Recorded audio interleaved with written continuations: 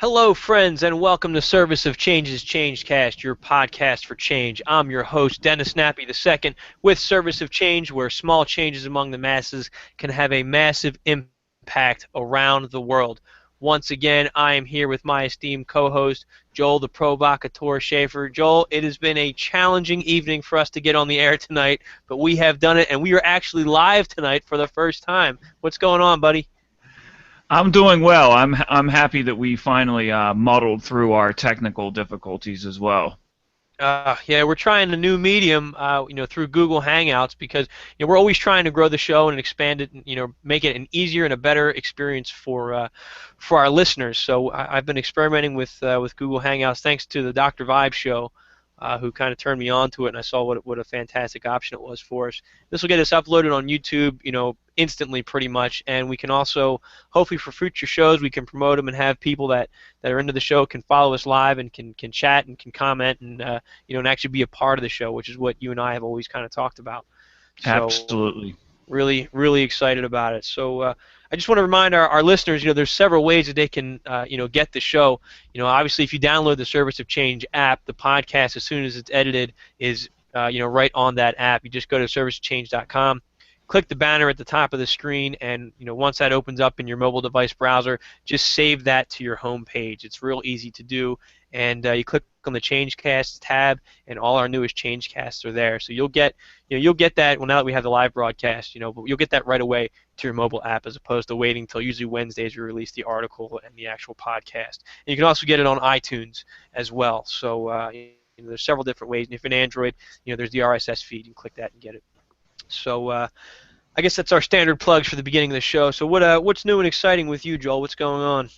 I wanted to wish you or say a belated Happy Veterans Day to you, sir. Thank you for your service. Thank you, my friend. I really appreciate it. It was a really exciting day for me. I got to be a part of an event called Gone but Not Forgotten, and it was under the hashtag. We say hashtags now with everything, but it was under the hashtag Vets Give Back. And what it was is, I think we had a total of 43 authors that were veterans, and we all pledged to donate 100% of our proceeds on Veterans Day to a veteran-based organization of our choosing. So we came up with it like a week before Veterans Day, so we had a limited amount of time to plan. I don't know what the final figures were, but they raised I think a couple $1,000s to various veterans organizations. So it was a lot of fun. I did an interview in the Nice. morning with another author, and then I was on our friends at the Cup Muff show out of Delco on Veterans Day that evening. So busy day for me, but I really enjoyed it, and I'm glad that I had the opportunity. And it'll be bigger And next year. yeah, and you donated to stopping veteran suicide. I'm Yeah, getting stop soldier the suicide name wrong. because Soldier suicide. Okay. yeah, because 22 a day, we're losing 22 soldiers a day. So, um, I'm going to be honest here. My sales were pretty terrible. And I guess that's just new trying to market stuff and to promote stuff, only having a short amount of time. So I'm actually going to be donating some money out of pocket as well, just because my sales weren't what I was hoping they would be. But you live and learn, and hopefully next year, with more time to plan and prepare, I can get a greater follower and greater donations. But the book was at 99 cents, just to make it easier for people to make that quick purchase. So still available. If people are interested in making that purchase. But stopsoldiersuicide.org if you want to check it out. They're trying to build a 24-hour call center for soldiers that are in crisis, and it's a very worthy cause. You can go to their page and you can donate to them directly at this point, and I highly recommend it. And I gotta say, I've read your book, Dennis, and for anybody that enjoys like good reporting, who's interested in like various experiences, experiences overseas, experiences in as a cop in an urban area, and then experiences as a teacher in an urban area. I mean, it was very, very riveting and informative and inspiring. I mean, it inspired me to want to put pen to paper, and it just brought me to places I otherwise would not have been able to go to. So Thank you, Joel. I appreciate that yeah. feedback. It's so nice as a writer to hear people's reactions, to your work, and I really appreciate you taking the time to share that feedback with our listeners as well. And speaking of writing, I was speaking with our friend of the show, Lori Latimer, and real excited about her project right now. She does our haikus days every Tuesday. She writes us a haiku poem, Haikus Day of Change. with some inspirational words and thoughts on just ways to make a difference and to inspire, our followers and stuff. So we're actually putting her haikus into a book, and we have, it's pretty much almost ready to go. I got the whole thing formatted. So now we're just going through like the final process of making it, a nice neat package, and we've got some stuff in the works right now, planning for when that book's actually launched. We're gonna have a couple of really neat events for our listeners to participate in with Lori, because she's been such a wonderful friend of the show. She So has. stay tuned for that. It's a really inspirational piece of work that she put together. So stay tuned. So you want to jump into our guest, Joel? Get ready Let's to bring do it. Let's do Brian it. on. Been waiting patiently all evening for us as we were stumbling through trying to get everything working. So Brian, we actually met in a thread. I wrote an article right around the time that Eric Freen shot the state trooper up in my neighborhood back. Looks like September 12th is when that happened. And I posted this article on a Bridge the Divide discussion group on Facebook, and Brian, was part of a real stimulating feedback and discussion with Joel, myself, and a couple other people that read the article, and we were just so. We enjoyed speaking to him so much that Joel suggested bringing him on as a guest of the show, and to kind of continue that conversation and really get into it, because he has some great perspective. So Brian is he's an artist, and he likes to approach philosophy from the standpoint of a poet, and by trade he's a graphic design artist. So without further ado, I'm going to bring Brian on the show, and let's see if I did this correctly. Brian, you with us? Yep. How you doing this evening? I'm doing great, guys. Thanks for having me. We're really happy to have you on the show. So, I really like that you approach philosophy from the standpoint of a poet. Can you explain to us a little bit, what that means? Well, poetry is playing with language. The academic position is always to be very precise about the words you use. I tend to be more playful. It's ambiguous, I think, and it's more about connecting with whoever you are connecting with at the time. So language is very malleable. If you want to talk philosophy, to me, it's helping each other, connecting with each other. So it's not so much an academic issue, and that's why I talk about poetry. It's expedience is king. Yeah. And one definition of poetry, I think, that was put forward was that it's a emotion recollected in tranquility. And in my experiences with philosophy, a lot of times the emotion is lost in these conversations. The real human experience that we're actually trying to use philosophy to alter or better is lost in this, like, often in jargon. So I liked that description. Yeah, So, yeah. Specialization does a lot for us, but it can be problematic.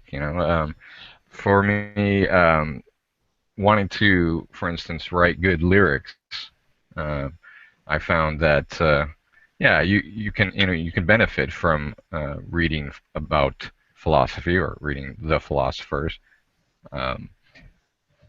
but it's not math. It's not precise. Words have vague meanings. They cross over each other all over the place. So for me, it's much better approach to think of philosophy as linguistics, as a way of trying to refine our language. But something along those lines works for me. more fluid. More personal, yeah.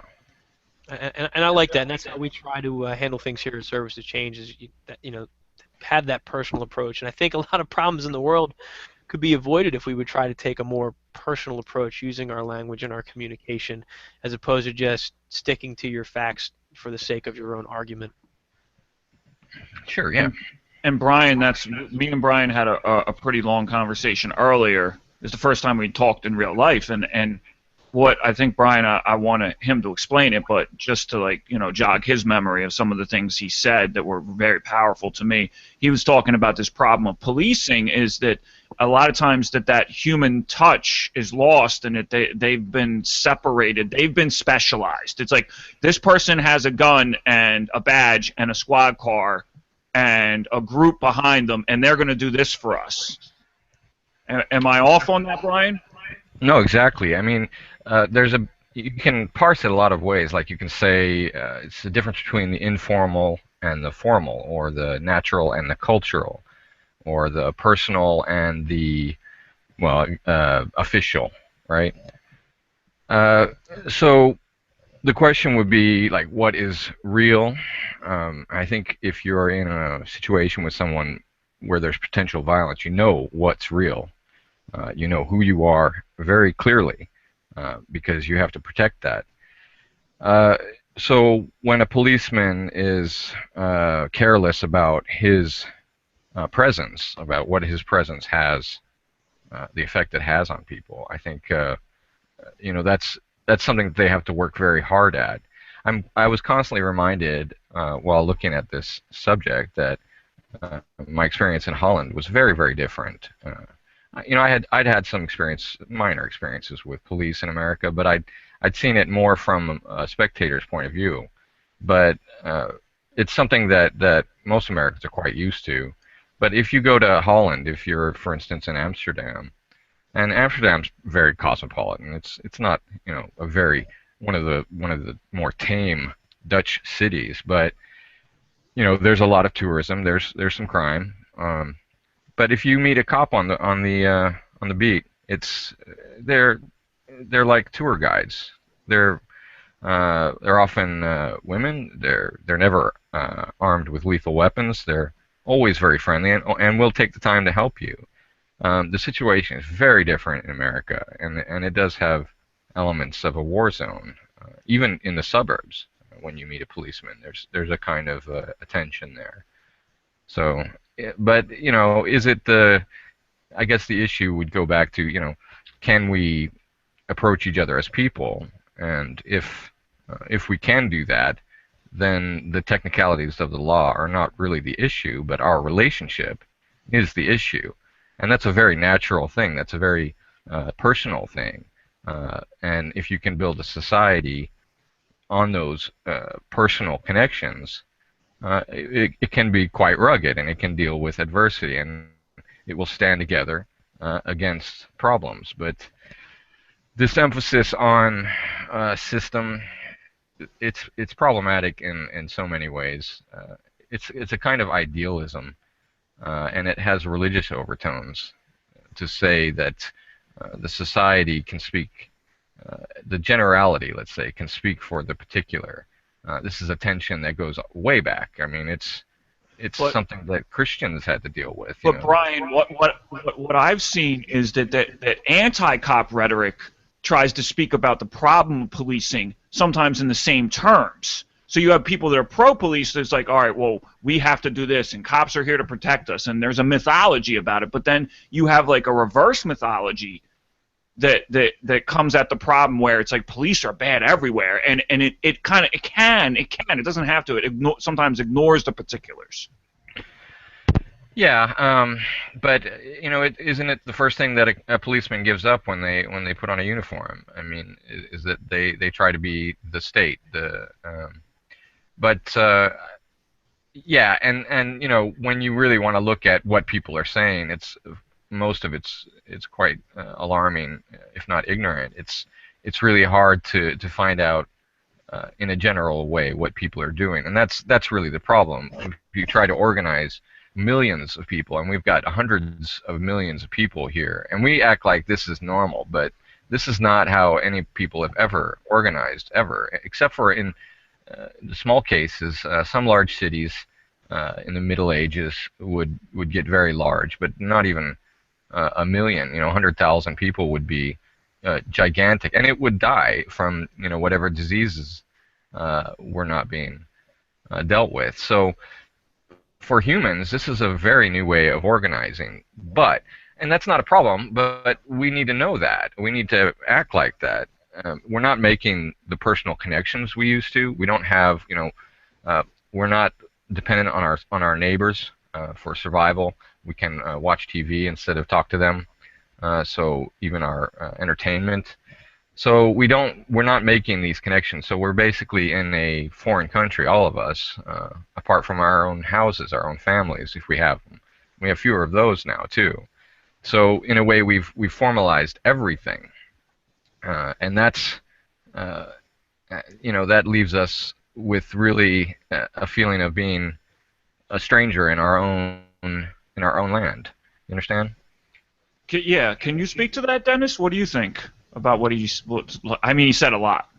Yeah, no, I mean, and I have a lot of thoughts on it. And I think he's kind of hit the nail on the head on a lot of things, a lot of areas that there is a huge disconnect, I think, with everybody, and with that, it comes down to a lack of communication. I mean, it's easier to send a text message or jump on Facebook and put something out there, but you're missing out on that personal interaction, and it's easier to be offensive or to get offended or allow yourself to be offended by reading 10 lines or 5 lines on a Facebook thread than it is to have a discussion to try to understand something, try to get to Yeah. know somebody. But when you're forced into a position to deal with someone, and I think most of us go through something like that with our family, that you're sort of stuck with them for your life. Mhm. So you have to grow together. You have to work with each other.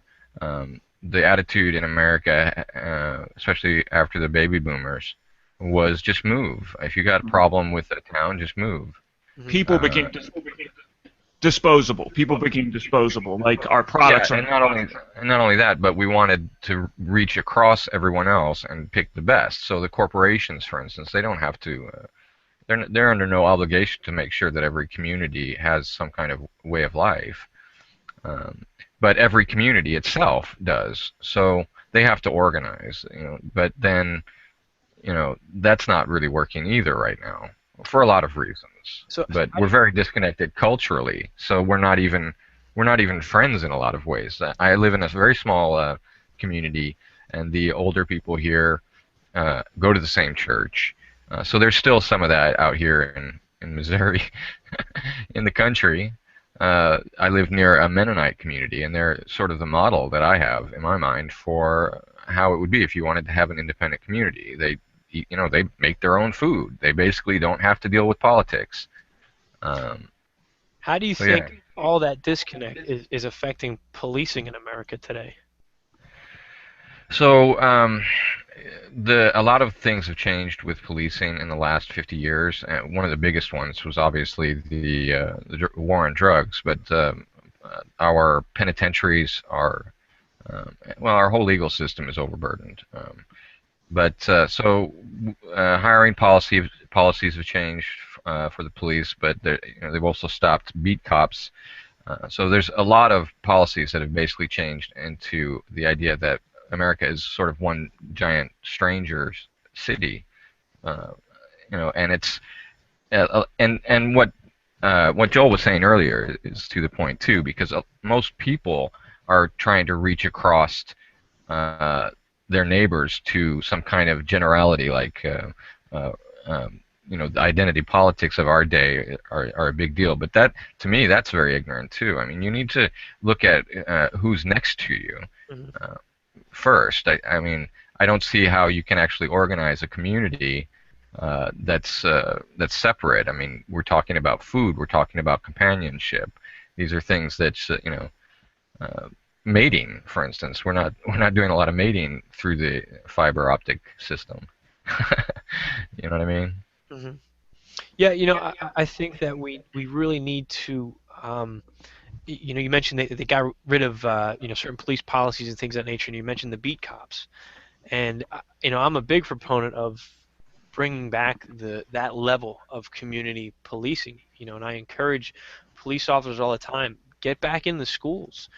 Should build that relationship with the students, because not only will the students get to know and respect you, but you're going to grow to understand and respect them, and you're going to stop viewing them as, well, that's just some punk kid, and you're going to realize, oh, that's Jonathan, and well, he's got a really bad home life. So when Yeah. he acts Well, out and curses at me and gives me a hard time, I'm going to handle it differently because I know him now and I have respect for him, as right. opposed to, shut up, kid. I'm taking you as a threat. Because when you don't know somebody and they start getting loud with you, yeah, you do perceive it as a threat. But if you understand people and you get to know people, you're less likely to have violence between the two of you. Yeah.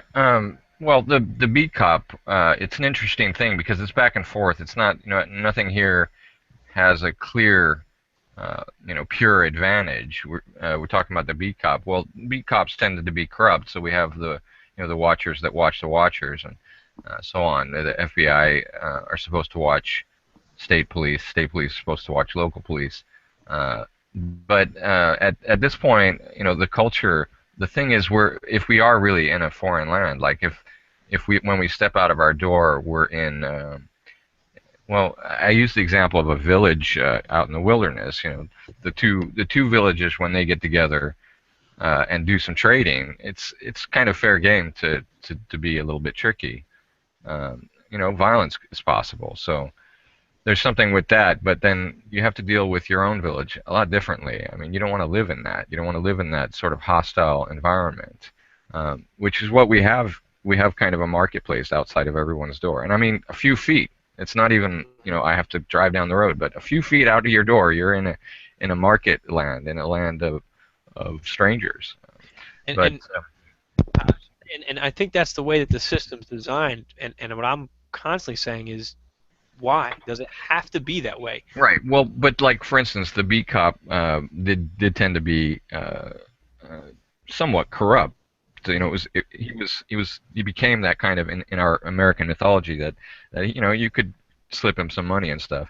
But we got very adamant about stopping out corruption, and so So we overcorrected to a certain extent. yeah, we turned everything into a formal system, and really the only thing that matters now is the books that are the laws that are written, the policies that are in place that are justifiable. So you almost have to have an encyclopedic mind, even as a policeman, to understand what's permissible and not. And the actions within a formal system like that, they don't give you the vision of what we're after. And they don't give you the latitude. And a lot of people are interested. Dennis was talking about that on the show he was on last night about everybody has the CYA mentality. I used to be told that all the time in every job I ever had. Cover your ass. And I lost jobs because I refused to cover my ass. Because I was going to do what I thought was right in that situation. And that's very frustrating. When you're, and this is, I think, in every career nowadays. As a teacher, I deal with it. And I've definitely dealt with it as a cop and as a soldier. You got to think, what's going to happen when I make this decision or I perform this action? Am I going to be protected, or am I going to lose my job? And as a police officer, I learned, very early on that they were looking at me with everything that I did. I tell a story in my book where I was filling up my vehicle with gas one night, and a friend of mine, called in a traffic stop he was doing that sounded kind of shady. And I thought, oh my gosh, I got to get to him. He's 10 minutes from me, so I got to go flying to help my buddy in case this goes bad. I jumped in my car, I take off, and I hear ping. I stop. I look out the back. I forgot to take the gas pump out of my car. Long story short, the end of my shift, I fessed up to it. Not fessed up, but I was like, "Hey, Sergeant, if the gas pump's broken, I want you to know it was me. I was in a rush to go help another officer because it was such a busy night, so I just forgot about it until the end of my shift." He speaks to me about it and kind of interrogates me, trying to get me to. He says, "Tell me what happened last night." Is what he tells me the next day. I had no idea what he was talking about. A lot of stuff happened last night. I'm a cop, and we're short-staffed. So he finally tells me he's going to investigate the gas pump incident, and about a month later he calls me back to his office, slaps down a file on his desk that's 3 to 6 inches thick. It's huge, and it's got interviews of the gas pump attendants, the people that installed the pump. It's got pictures of it, pictures of my vehicle, a computer printout of everybody that used the gas pump. And he goes, "Well, I've come to the conclusion that you're the one that broke the gas pump." And I said, "Weren't you paying attention when I called you and told you I broke the gas pump?" But that's Well, yeah, you have to keep this in perspective, and that's really the again, never go problem. by the book and do what I'm supposed to do. Yeah, but how do you give people For a me, vision of what your goal is? I mean, if the goal is community, that's quite easy actually. I mean, but it doesn't entail this kind of thing like where you're trying to perfect people. I don't think. I mean, uh, that's just a slippery slope. It's very difficult to say what's good. As a, in philosophy circles, it's hotly debated. We've been talking good about it subjective term. for 2,000 years now. Mhm. We're Well, still talking about it. depends on what your standpoint is. I was listening to an old tape of a speaker today, and he says, if you ask how do you word it? I'll just use my own terms. If you ask a chicken what do they think of a human being, they're going to say human beings are the most evil people in the world. But if you ask, maybe the family dog what they think of human beings, you'll say, oh, they're great people. They feed you, they take care of you, they keep you warm.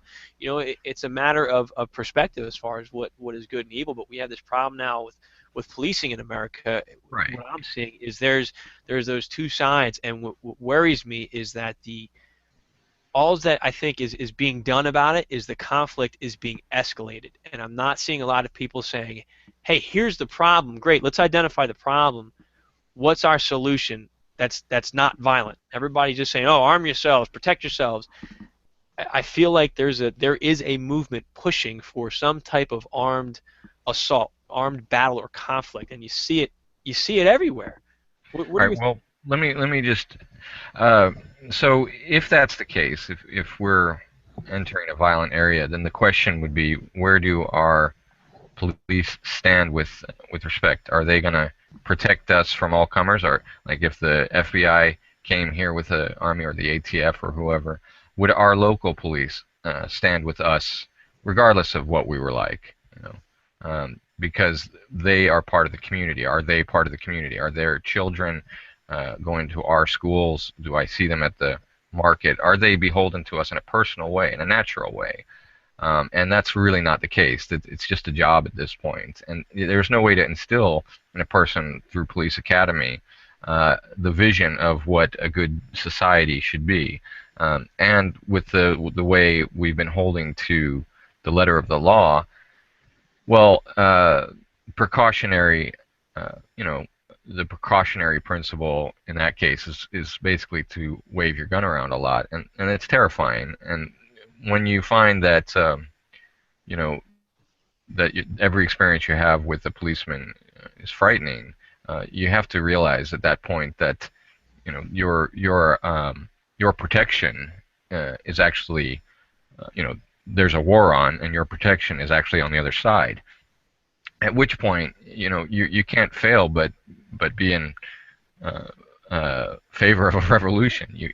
Something has to change. Something definitely has to change on that count. You can't be scaring the citizens. So every video we watch where there's some police brutality, whether it's in New York and I know these are different places or wherever, but yeah, it's a serious problem, and things do tend to escalate regardless.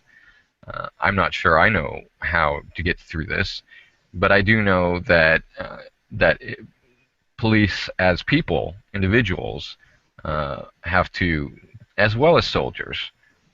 These are the people who pay with their conscience. They have to be bold enough to set a line of what they're willing to do, and they have to be told why they should be doing these things. They have to be convinced. So if you can do that, and you can get the voluntary participation of everybody, including citizens, Bob's your uncle, then you can have that strong nation that you want. But if you can't, democracy demands that you just don't. You have different nations if you can't be one. You have multiple nations, and we are a lot of different cultures in America, but a lot of us are not at home anywhere, especially people in the city, I think. So, yeah. You raise a lot of really good points. Joel, did you want to jump in? I know we've been going back and forth. No, no. I have so much to say. I don't know which part to focus on, but I want to offer this. There was a guest on Fresh Air with Terry Gross on NPR, and his name is David Wood. He came from a Quaker background. He was a conscientious objector in Vietnam, and then he became a war reporter.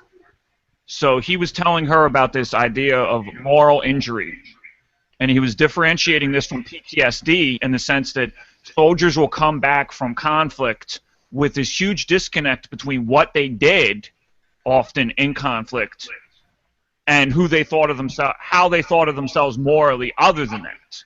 And I offer this because I think what Brian was talking about is this idea of conscience. Like, police and soldiers have to find in themselves their own conscience. So I wonder if there's this idea if cops have moral injury.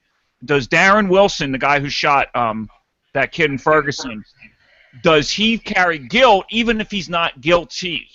And if he does, could that be instructive? But you have this idea of the code of silence where police don't often, and you have with the military too, they don't often want to share with the general public or even each other these feelings. So you have that, what's that, that blue line, that blue line of silence? And blue line. The thin blue line. And so, coming at this from an individual perspective, if there's cops listening, or I don't know if there are, I don't know if they would even listen to me, but just from my own battles with my own conscience, like obviously I've never been at war, I've never been a cop, but I, like all humans, I've struggled with moral choices throughout my life.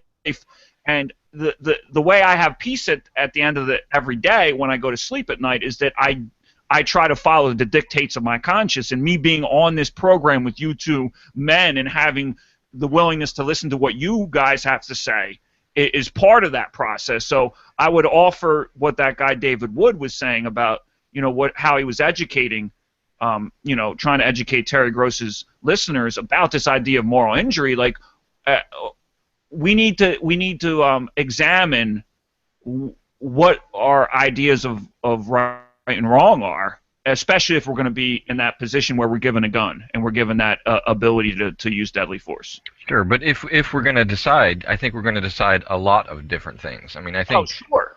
Yeah, I think there's a lot of different cultures in America. Absolutely. And what's happening is, right now we're trying to have one culture. Actually, there's two or three that are just dominant. They're just very, very big. You could talk about Southern and Yankee. I'm not sure that's really the precise way to go about it, but the point is that there are people that have different values in this country. Sure. So can we divide and still be, friends? I mean, can we do that? Is that even possible for us at this point? Well, if we start at the individual and then move outward from that towards the local, towards the family, towards the community. I mean, me and Dennis have talked about this before. Like, we reached out to this guy who runs a Facebook page for our hometown. Dennis doesn't live here anymore, but it's his hometown of Upper Darby. We reached out to him to come on the show. He wasn't able to. Maybe he'll come on in the future. Like, I was telling you, Brian, about how there's police who come into my pizza restaurant and they sit there. I talked to them one time when they were looking for somebody, and I offered them, like, because I deliver, so maybe I saw the guy. You know what I mean? So, like, trying to build those relationships. And yes, it's going to be different here in Upper Darby than it is in New York City. And it should be. It has to be, because we're not going to, it doesn't, what works in New York City ain't going to work here because we're different. It's a different set of conditions. You can't have a one-size-fits-all. Yeah. Well, yeah, but that's why we talk about individuals. When you have a nation of thinking people, feeling people, in touch with their compassion, that's the strongest society you can ask for, and it doesn't matter how you arrange it. It could be the silliest sort of broken system, and it would work, right? But So, if you have a lot of people who are in contention and competing and the stakes are very high. I mean, that's really what's going on. Is we've already escalated. We're already in a grudge match. We've already divided up the loot. And so we're kind of stuck. And like no time before in history, we don't have a way out. There is no wilderness to go to anymore. The best you could hope for is something like a Mennonite village where you can make your own food and just be apart from it and police yourself. But I think that's where we're losing. Because I think there's a lot of propaganda out there, and some things that we've touched on in this conversation this evening.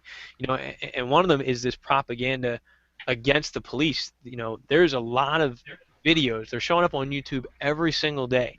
And I've watched some of those videos and said, "Oh my gosh, this cop is dead wrong. No matter what, he shouldn't have said that. He shouldn't have acted that way. He shouldn't have pulled his gun. He shouldn't have done this. He shouldn't have done that." It's easy to question that when you're not directly emotionally involved in a situation. But regardless, if there's situations where the cop's wrong, there's other situations where it looks like the cop's wrong, but you're not getting the whole story. But the way these videos are presented is, let's just show the aggressive actions that the cop's doing. Well, sorry. Just real quick, my point bringing that up is, when I was deployed, one of the things I was looking at was how are the bad guys, I don't even say the bad guys, the terrorists recruiting the next generation to come out and fight the jihad and to kill American soldiers. They were taking newspaper articles, propaganda, short video clips of things that Americans did, and they were showing it to these kids. They were showing the aftermath of a bombing where maybe civilians were killed, or whatever propaganda they had that looked really bad, and saying, this is what America does, this is what America does, and the kids see that and they buy into it because they don't see anything else. Now, police officers, and I said this in my article, they're terrible at public relations right now. They're getting their butts kicked in promoting the good things that cops do. So we are being flooded with police state, police state, police state, cops are bad, cops are bad, cops are bad. There are bad apples, and I don't know what the numbers are, I don't know what the percentages are. I know there's a lot of good cops. I've worked with a lot of really good cops who don't go out and say, today I helped 10 people, and let me put this on Facebook and talk about all the people that I helped, and I really got my butt kicked today. So I'm injured and I'm still working while I'm injured because this guy hurt me, but he was beating up his kids so bad I had to step in and do that.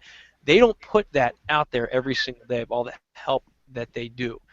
So I think the public is being pushed towards, you need to defend yourself against the police, when the reality is, well, I don't think it's as bad as maybe the media and the alternative media are making it out to be. When the Bundy Ranch issue went down last year, where they had the standoff between the federal officers and a lot of the people from Oath Keepers, who are former cops, former soldiers, who are saying, we're going to uphold our oath, protect the Constitution, not let the federal government step in.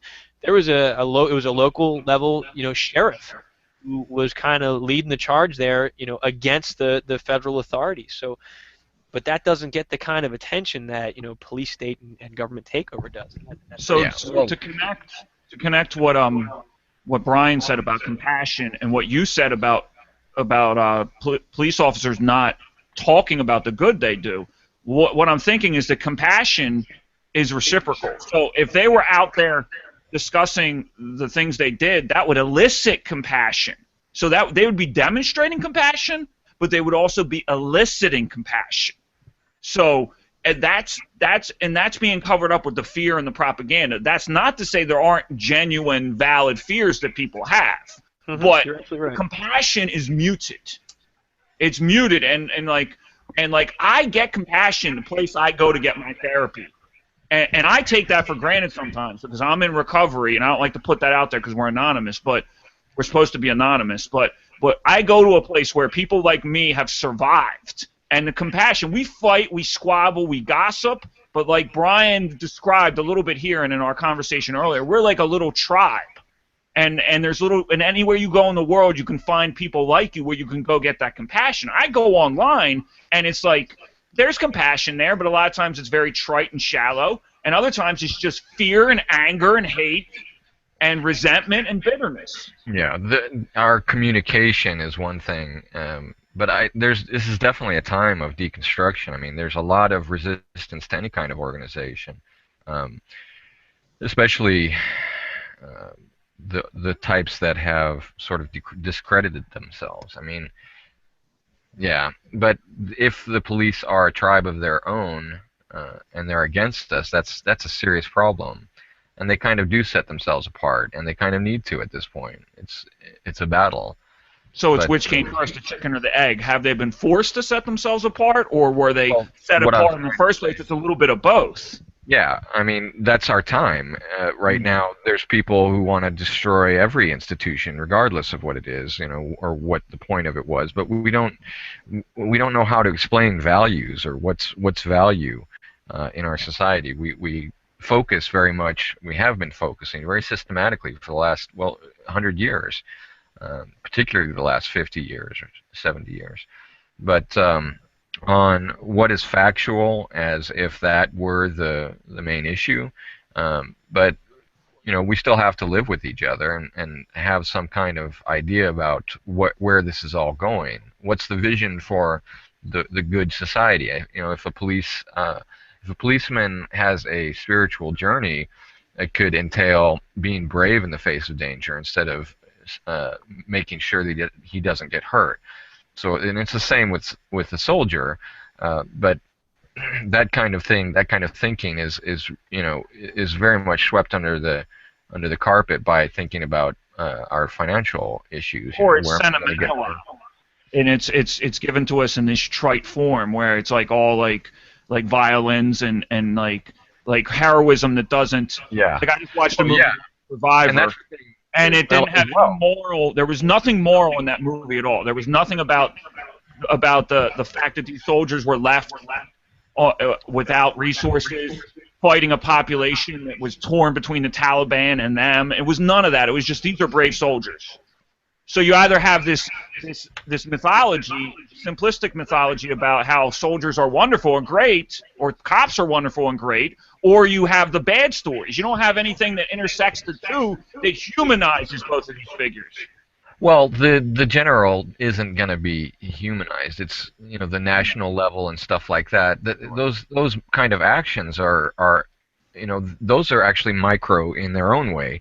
You have a small community, as in Hollywood, in Washington, and it's perhaps 100,000 people, maybe far less, have their little community and their neighbors to each other in some way or another, if not only because they show up to the same work together. But when that tribe decides to do something, it's doing it in the name of a lot of other people. Well, Sure. that's tricky. That's tricky at best. Yeah. But there's no effort to bring that system into the modern age to where uh, the great ideas of the last 100 years could be implemented, but they're so entrenched at this point. So what do we do? I mean, are we gonna just do we have to fight this out? I don't want to, but we did the last time. We had a kind of issue we were adamant about. We had the Civil War. Do we And have to do before that, that we had the every time? American Revolution. Does this compare? Do you think we're at that state where that's where we need to go, or that's an option that we should consider? I think that's why people are worried about being adamant about it. So, like, if you say, "Well, you're just going to sit back and do nothing," well, what would you have us do? Would you want to have a revolution? Because if that's what it takes, but yeah, um, police have to be a part of our lives, and I always think of Montana from Deadwood. He wasn't given power by the state. It was his instinct. He just got angry when people were cruel to each other, uh, and he acted directly on that. And that's sort of a natural idea about justice, that it's just an instinct. You want to keep your society together. You want to keep, if your children are going to go to the same school together, they're going to mate together. This is your life, so this is your world. So you might get angry and do something about it.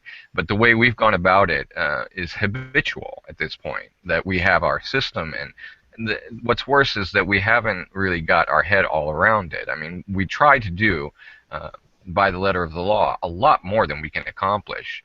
The Mhm. the prison system is out of control. We can't process all the people we try to. Uh, we don't have the in practical terms. We are not providing uh, lawyers to everyone that needs them.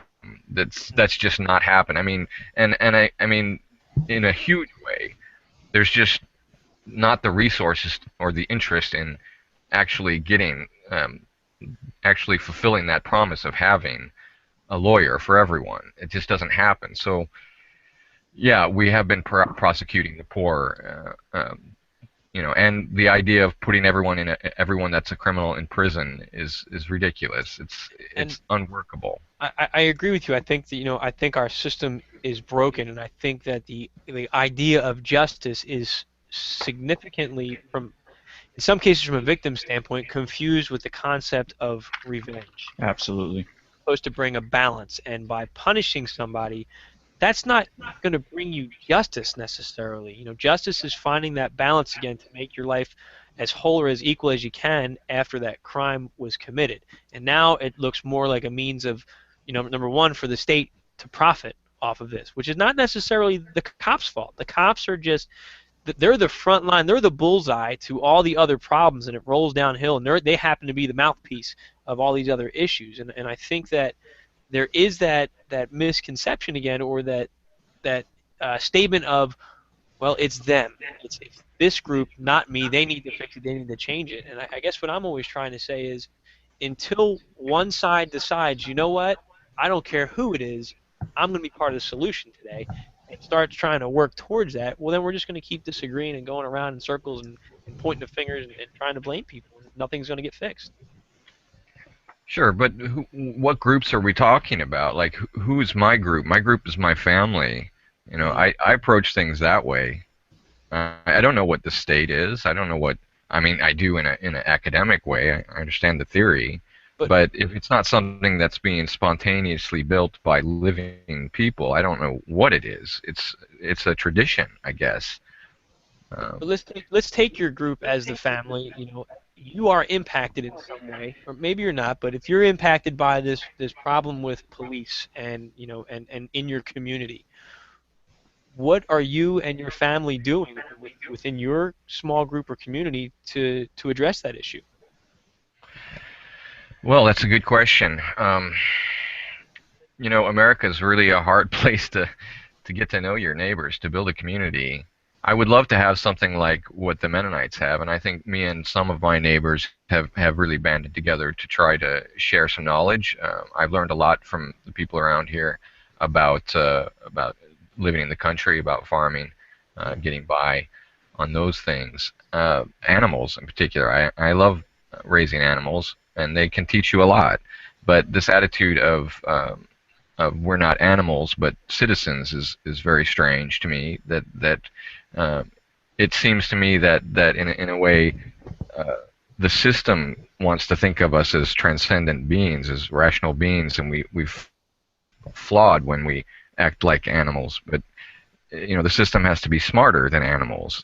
That's the idea, isn't it? I mean, I don't know how to do this. Um, I don't know how to do this when it's not democratic, let's say. If it was much more democratic, I would definitely show up. If I had some say, even at the state level, if going to, and we did, I was part of the Tea Party when it first started, when it was genuine. I went out there, I held my signs up, and I felt like I was saying something to people who have some impact on things. But if we take this to a national level or even a state level, it gets very weird. It gets very hard to untangle It does. the It's a actors. mess. And I look at it as, in a lot of cases, through our school system, through our religions, through everything, we are trained how to operate within this system. And this system is broken, and in a lot of ways it's corrupt, and we try to use the system to fix the system. And that's not going, I don't think that's going to work. It's Now, not going to I'm work not a alone. It's not going to work by no, itself. but I'm not a proponent of revolution in the violent or the war state sense, because again, when Eric Frein was on the loose, this completely crippled my entire area. I wanted nothing to do with that battle, but I was afraid to leave my house. They shut down schools, they shut down everything. They canceled Halloween until the last minute when they caught him. And I'm kind of getting away from my point here in saying that you don't necessarily have to use the system and politics to fix it. Brian, you said you really like the Mennonite way of life, and you like to get to know your neighbors and things about animals and stuff. My, I guess, advice or suggestion, thinking outside the box, is next time you're having an event, whether you're serving food or having a cookout, stop by your local police department and say, hey, we're serving food. We'd like to invite the officers to come join us, and extend those open arms and try to invite them into your community. So, like I said, somebody's got to take that first step. And you don't have to hold the signs. You don't have to do the politics. Get it on a personal level first, and then that's your community, and then you guys can build on it. Yeah, that's interesting. Well, Um, the one I thing wouldn't even know, I'm sorry, go ahead. where to go, but these guys are, I don't know. Maybe it's like, do I want to get to know the sheriff? I want to know who my sheriff is. I wish we did have more of a community, though. You're absolutely correct. I just think that at this point it's really a system that we're dealing with. That they work within certain guidelines, and it's not up to them in a way. It's not up to the individual policeman. But what we've put everything in a matter of like, well, you have to work, and if you don't work, you don't have anything to eat. Well, that's Right. that's a position to be in, right? But So we keep allowing that to happen. By playing by the rules of that system, that is causing so much hardship for us. So I guess my suggestion was just let's try something different, because every cop that serves the system is an individual first. And yeah, I have the benefit of knowing both sides, and I'm sure at times people have looked at me and been like, wow, that guy's a real hard ass, but I cut people breaks every chance I got. I really did. And I just think if you well, can I don't know that personally. it's about cutting people a break. I think it's much more that as an individual, you're going to go through a lot of phases in your life, and you probably start one way and end up the opposite way. But Mhm. you got to be sincere about what you're doing in your life. It's got to be a path to excellence. I think that's that should be we should be pursuing virtue in everything we do. So when you say police, well, that doesn't really. It's a very general thing. It's actually much more important to say, well, such and such person, um, you know, is using their policing experience uh, to develop as a spirit, as a soulful person, someone who's being sincere about everything they do. But how do you regulate that? And what we have now is very much, it doesn't notice any kind of value. It has no way of saying, oh well, that person is 30% developed as a human. That's not going to happen. How do you do that? How do you quantify values, and also why would you? I think that everyone is at their own stage and trying to find their way, but there's this sort of momentum that we have going to where if it's written down, it's somehow well, it's the law. Well, what does the law mean? It should be appropriate, is all. In fact, that's all you can really say is it should be appropriate, right?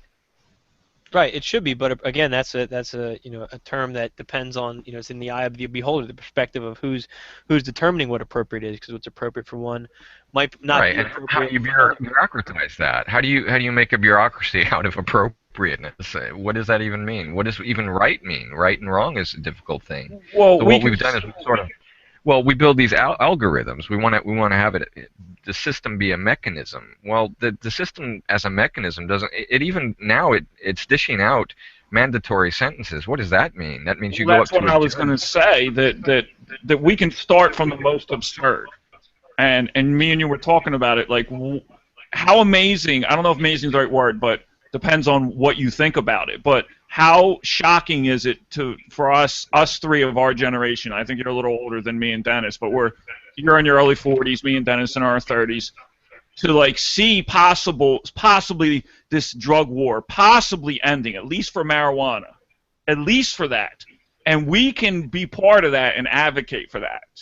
We can carry that momentum, and that'll do a lot to trim away some of the mechanisms of this system, and get it back to some common sense. That if you're putting a chemical in your body in a way that's harmful to you and the people around you, that's a medical and psychological problem. It's not necessarily a legal problem unless you actually physically steal, and even in that case, most addicts that steal end up, regretting it later, and you can make them do restitution or whatever. But Yeah. Well, it could be a spiritual problem as it well. is.